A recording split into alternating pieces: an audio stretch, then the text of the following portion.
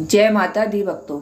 आज की इस वीडियो में हम श्री दुर्गा सप्तशती पाठ के 11वें अध्याय का अध्ययन करेंगे।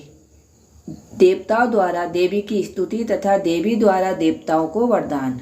ऋषि कहते हैं, देवी के द्वारा महा दैत्यपति शुंभ के मारे जाने पर इंद्र आदि देवता अग्नि को आगे करके उन कात्यायनी देवी की स्तुति करने लगे। उस समय अभिष्ट की प्राप्ति होने से उनके मुख कमल दमक उठे थे और उनके प्रकाश से दिशाएं भी जगमगा उठी थी।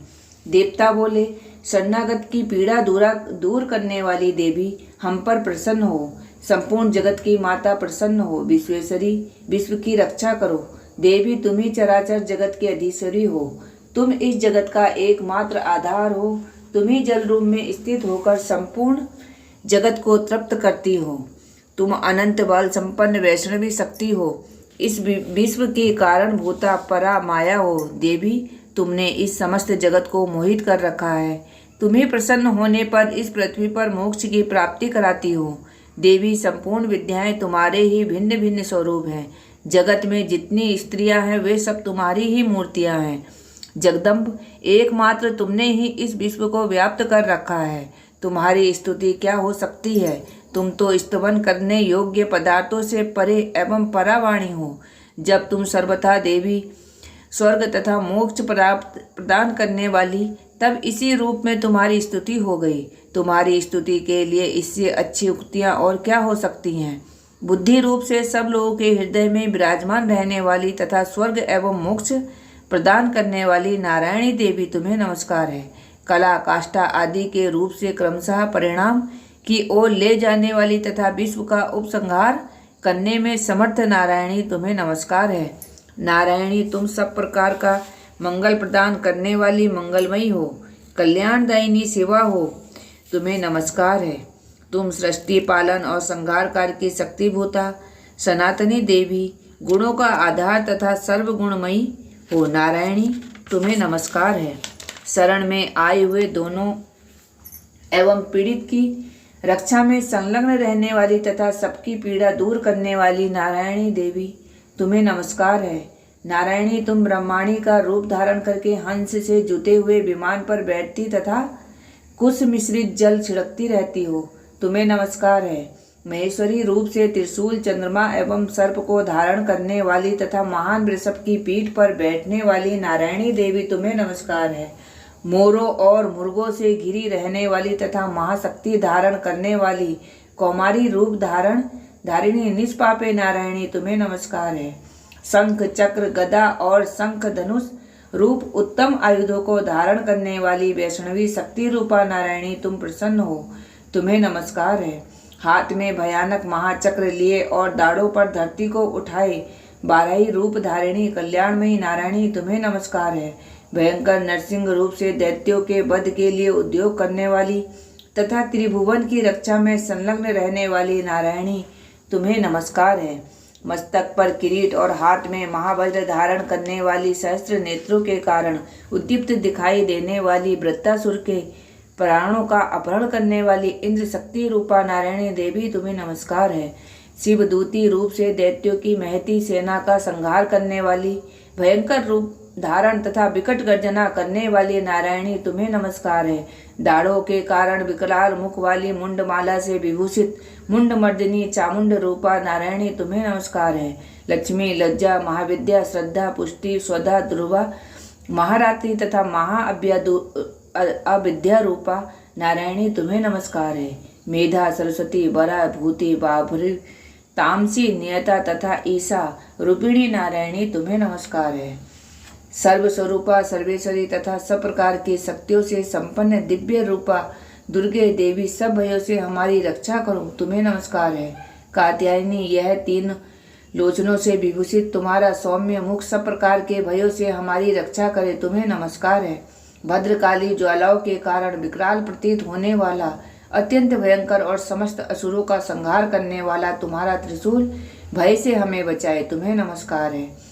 देवी, जो अपने ध्वनि से संपूर्ण जगत को व्याप्त करके दैत्यों के तेज नष्ट किए देता है, वह तुम्हारा घंटा हम लोगों की पापों से उसी प्रकार रक्षा करे जैसे माता अपने पुत्रों की बुरे कर्मों से रक्षा करती है। चंडी के तुम्हारे हाथों में सुशोभित खड्ग जो असुरों के रक्त और चर्बी से चर्चित है, हमारा मंगल करे। हम तुम्हें नमस्कार करते हैं देवी। तुम प्रसन्न होने पर सब रोगों को नष्ट कर देती हो और कुपित होने पर मनोवांछित सभी कामनाओं का नाश कर देती हो। जो लोग तुम्हारी शरण में जा चुके हैं उन पर विपत्ति तो आती ही नहीं। तुम्हारी शरण में गए हुए मनुष्य दूसरों को शरण देने वाले हो जाते हैं। देवी अंबिके, तुमसे अपने स्वरूप को अपने अनेक भागों में विभक्त करके नाना प्रकार के रूपों से जो इस समय इस धर्मद्रोही महादैत्यों का संहार किया है, वह सब दूसरी कौन कर सकती थी। विद्याओं में ज्ञान को प्रकाशित करने वाले शास्त्रों में तथा आदि वाक्यों में तुम्हारे सिवा और किसका वर्णन है, तथा तुम छोड़कर दूसरी कौन सी ऐसी शक्ति है जो इस विश्व को अज्ञानमय घोर अंधकार से परिपूर्ण ममता रूपी गड्ढे में निरंतर भटका रही हो। जहाँ राक्षस, जहाँ भयंकर विष वाले सर्प, जहाँ शत्रु, जहाँ लुटेरे की सेना और जहाँ दावानल हो, वहाँ तथा समुद्र के बीच में साथ रहकर तुम विश्व की रक्षा करती हो। विद्योसरी, तुम विश्व का पालन करती हो, विश्व रूपा हो, इसलिए संपूर्ण विश्व को धारण करती हो। तुम भगवान विश्वनाथ की भी वंदनीय हो। जो लोग भक्ति पूर्वक तुम्हारे सामने मस्तक झुकाते हैं वे संपूर्ण विश्व की आश्रय देने वाले होते हैं। देवी प्रसन्न हो। जैसे इस समय असुरों का वध करके तुमने शीघ्र ही हमारी रक्षा की है, उसी प्रकार सदा हमें शत्रुओं के भव से बचाओ। संपूर्ण जगत का पाप नष्ट कर दो और उत्पात एवं पापों के फलस्वरूप प्राप्त होने वाले महामारी आदि बड़े बड़े उपद्रवों को शीघ्र दूर करो। विश्व की पीड़ा दूर करने वाली देवी, हम तुम्हारे चरणों पर पड़े हुए हैं, हम पर प्रसन्न हो। त्रिलोक निवासियों की पूजनीय परमेश्वरी, सब लोगों को वरदान दो। देवी बोली, देवताओं, मैं वर देने को तैयार हूँ। तुम्हारे मन में जिसकी इच्छा है वह वर मांग लो। संसार के लिए उस उपकारक वर को अब मैं अवश्य दूंगी। देवता बोले, सर्वेश्वरी, तुम इसी प्रकार तीनों लोकों की समस्त बाधाओं को शांत करो और हमारे शत्रुओं का नाश करती रहो। देवी बोली, देवताओं, व्यवस्थ मनवंतर के 28वें युग में शुभ और निशुभ नाम के 2 अन्य महादैत्य उत्पन्न होंगे।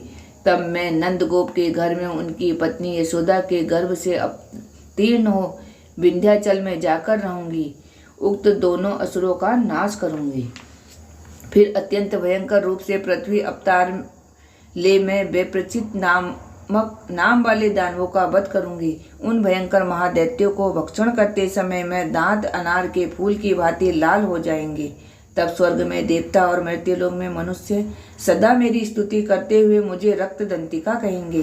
फिर जब पृथ्वी 100 वर्षों के लिए रुक जाएगी और पानी का अभाव हो जाएगा, उस समय मुनियों के स्तवन करने पर मैं पृथ्वी पर अनियोजा रूप में प्रकट होंगी और 100 नेत्रों से मुनियों को देखूंगी। अतः मनुष्य शताक्षी इस नाम से मेरा कीर्तन करेंगे। देवताओं, उस समय मैं अपने शरीर से उत्पन्न हुए शाकों द्वारा समस्त संसार का भरण पोषण करूंगी। जब तक वर्षा नहीं होगी तब तक वे शाक ही सबके प्राणों की रक्षा करेंगे। ऐसा करने के कारण पृथ्वी पर शाकंभरी के नाम से मेरी विख्याति होगी। उसी अवतार में मैं दुर्गम नामक महादैत्य का वध भी करूंगी। इससे मेरा नाम दुर्गा देवी के रूप से प्रसिद्ध होगा। फिर जब भीम रूप धारण करके मुनियों की रक्षा के लिए हिमालय पर रहने वाले राक्षसों का भक्षण करूंगी, उस समय सब मुनि भक्ति से नतमस्तक होकर मेरी स्तुति करेंगे। तब मेरा नाम भीमा देवी के रूप से विख्यात होगा। जब अरुण नामक दैत्य तीनों लोकों में भारी उपद्रव मचाएगा, तब मैं तीनों लोकों का हित करके ने के लिए 6 पैरों वाले असंख्य भ्रमरों का रूप धारण करके उस महादैत्य का वध करूंगी। उस समय सब लोग भ्रामरी के नाम से चारों ओर मेरी स्तुति करेंगे। इस प्रकार जब जब संसार में दानवी बाधा उपस्थित होगी, तब तब अवतार लेकर मैं शत्रुओं का संहार करूंगी।